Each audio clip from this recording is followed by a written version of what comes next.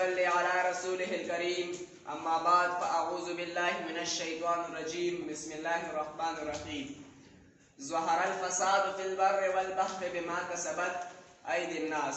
جناب صدر، معزز اساتذہ کرام اور میرے عزیز ساتھیوں، السلام علیکم ورحمۃ اللہ وبرکاتہ۔ آج اس ایوان میں جس موضوع پر مجھے اظہار خیال کا موقع ملا ہے وہ ہے موسمیاتی تبدیلی اور اس کے اثرات۔ کچھ لوگ بچا کر کانٹوں کو گلشن کی توقع رکھتے ہیں، کچھ لوگ بچا کر کانٹوں کو گلشن کی توقع رکھتے ہیں، شعلوں کو ہوائیں دے دے کر ساون کی توقع رکھتے ہیں، ماحول کے تپتے صحرا سے حالات کی اجڑی شاخوں سے، ماحول کے تپتے صحرا سے حالات کی اجڑی شاخوں سے ہم اہل جنوب پھولوں سے بڑے دامن کی توقع رکھتے ہیں۔ جناب صدر،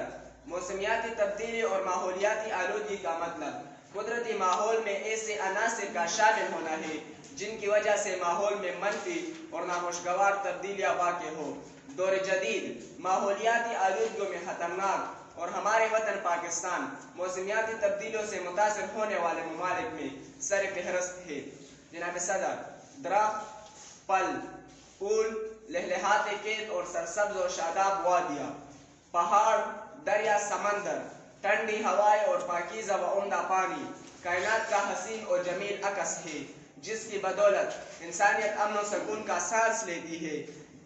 بدقسمتی سے ذاتی مقاصد کو مقدم رکھ کر اس کا استعمال کیا گیا، ذاتی تقاضوں اور مفادات کے حصول کے لیے کائنات کی خوبصورتی کو داؤ پر لگایا گیا، جس سے منفی تبدیلیاں جنم لینے لگی اور ماحولیات کا خوبصورت ماحول بدصورتی کا روپ دھارنے لگی۔ سر پر دوے کی لہر ہے اور ہم ہے دوستو، سر پر دوے کی لہر ہے اور ہم ہے دوستو، آلودگی کا زہر ہے اور ہم ہے دوستو، ایک دوسرے کو اب کوئی پہچانتا نہیں، ایک دوسرے کو اب کوئی پہچانتا نہیں، گرد و غبار شہر ہے اور ہم ہے دوستو۔ صدر ذی وقار WMO کے سیکرٹری کے بقول متواتر خوشداری پاکستان میں ریکارڈ توڑ بارش اور شدید ترین گرمی کے لہروں جیسے موسمی واقعات نے کروڑوں لوگوں کو متاثر کیا، غذائی عدم تحفظ میں اضافہ ہوا، بڑے پیمانے پر لوگوں نے نقل مکانی کی اور اربوں ڈالرز کا نقصان ہوا، جس کے مجرم میں، آپ اور اس ملک اس وطن کے ہر باشندے کی ماحولیات دشمن سرگرمیاں ہیں۔ میں کس کے ہاتھ پہ اپنا لہو تلاش کروں، میں کس کے ہاتھ پہ اپنا لہو تلاش کروں، تمام شہر نے پہنے ہوئے ہیں دستانے۔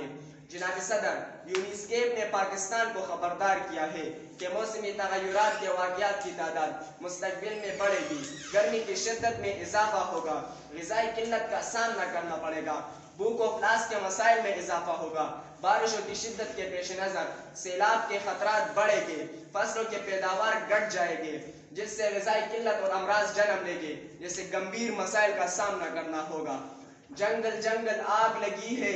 دریا دریا پانی ہے، جنگل جنگل آگ لگی ہے، دریا دریا پانی ہے، نگری نگری تاہ نہیں ہے، لوگ بہت گھبرائے ہیں، آگ جنگل میں لگی ہے دور دریاؤں کے پار، آگ جنگل میں لگی ہے دور دریاؤں کے پار، اور کوئی شہر میں پھرتا ہے گھبرایا ہوا۔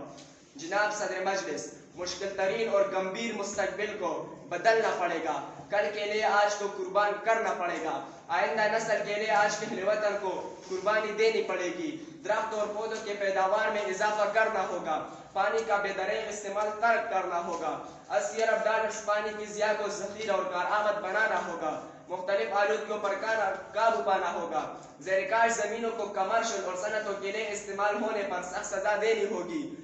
تب ہی مستقبل قریب میں اس کے آثار نمایاں ہوں گے اور آئندہ نسل کو محفوظ پاکستان دے سکتے ہیں۔ خدا کرے کہ میری عرض پاک پر اترے، خدا کرے کہ میری عرض پاک پر اترے وہ فصل گل جسے اندیشہ زوال نہ ہو، یہاں جو پھول بھی کھلے کھلا رہے برسوں، یہاں جو پھول بھی کھلے کھلا رہے برسوں، یہاں خزاں کو گزرنے کی بھی مجال نہ ہو، خدا کرے نہ غم ہو سرے وقار وطن، خدا کرے نہ غم ہو سرے وقار وطن، اور اس کے حسن کو تشویش مہ و سال نہ ہو۔ والسلام۔